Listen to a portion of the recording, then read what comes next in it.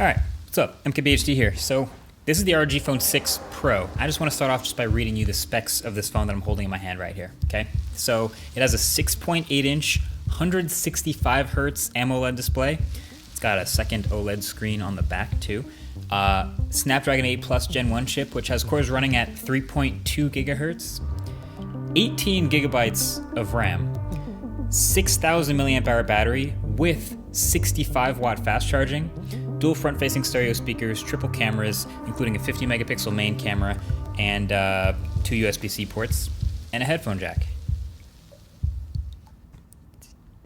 Thanks for watching. Now, this phone's specs are ridiculous, and they're ridiculous because it's a gaming phone. And with a lot of these gaming phones in the past few years, you could really say they were focused on one true goal, to just be as great for gaming as possible.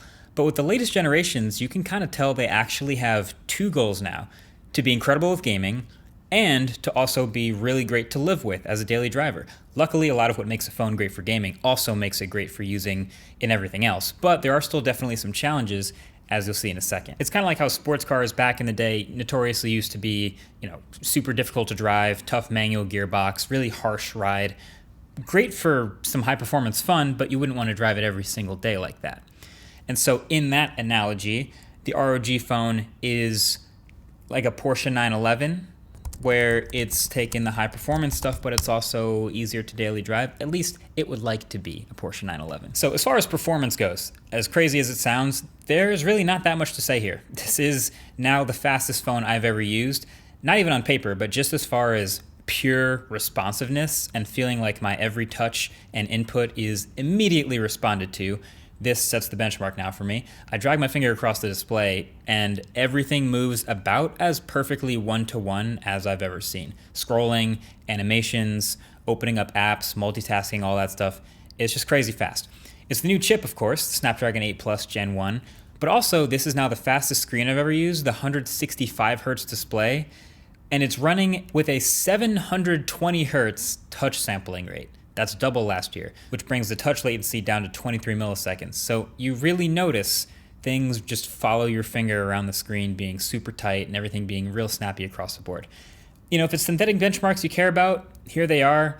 They'll show you it is slightly more powerful and also slightly more power efficient than the Snapdragon 8 Gen 1, and technically still behind the iPhone 13. But I'm telling you right now, 9 times out of 10, the ROG feels faster than anything else. And then even with the little stuff, this phone just goes all the way to the max for performance. It has UFS 3.1 storage. It has LPDDR5 RAM instead of DDR3. It even has Wi-Fi 6E.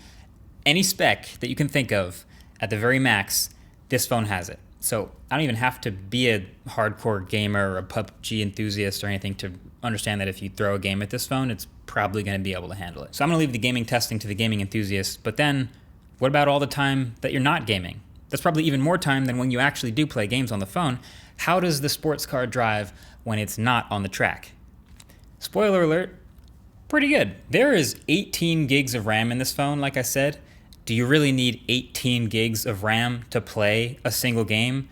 No, I don't think so. I think that's for the headline. But lots of RAM does help with multitasking. So I find myself using the phone flipping back and forth between 5 or 6 open apps.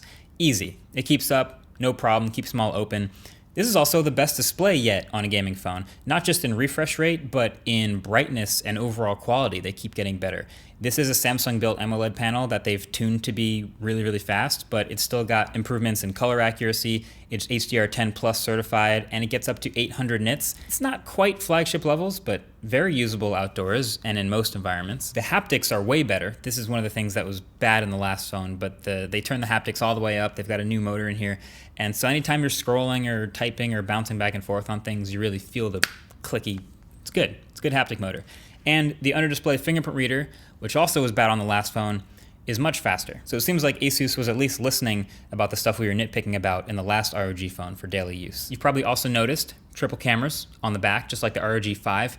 These are passable cameras. So they have a new 50 megapixel primary camera, like I said in here. It's given me decent images. To their credit, Asus usually has pretty good software tuning from my experience, but I'm getting B- to B+ pictures in good lighting. It's just not very consistent with exposure or contrast. So some of them look fine, some of them just like flat and a little overexposed.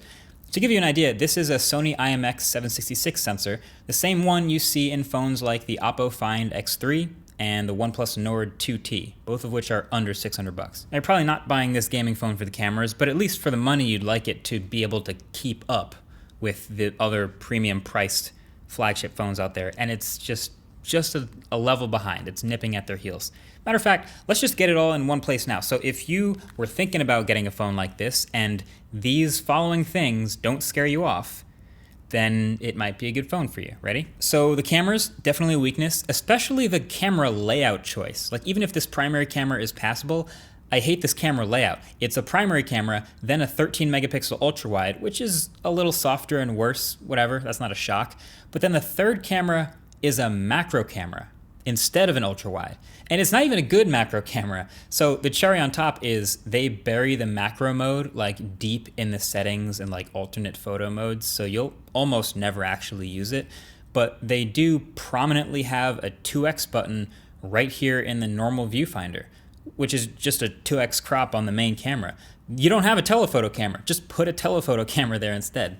Anyway, so that's one. Then there's no wireless charging. So they reoriented the ROG Vision display on the back of the phone. It still does light up and play animations when the screen is on and when it's charging, when you have an incoming call or any other notifications.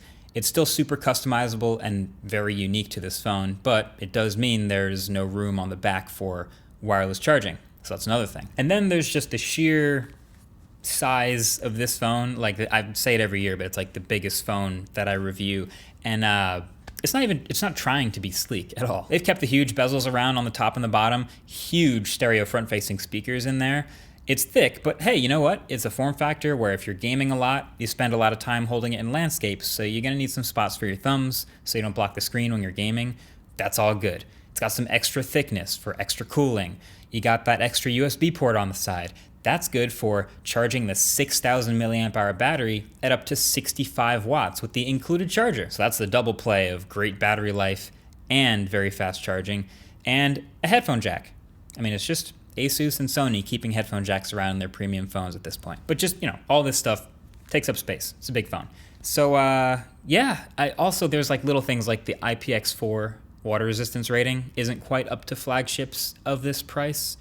Might not matter to you unless you get really, really sweaty while gaming. I don't know. But overall, ROG Phone 6 Pro at the top of the lineup is a great overall bump up from ROG 5 Ultimate. That's what they were calling it. So yeah, it's a great high-end, super performance-oriented phone wrapped in a cyberpunk package with text printed all over it.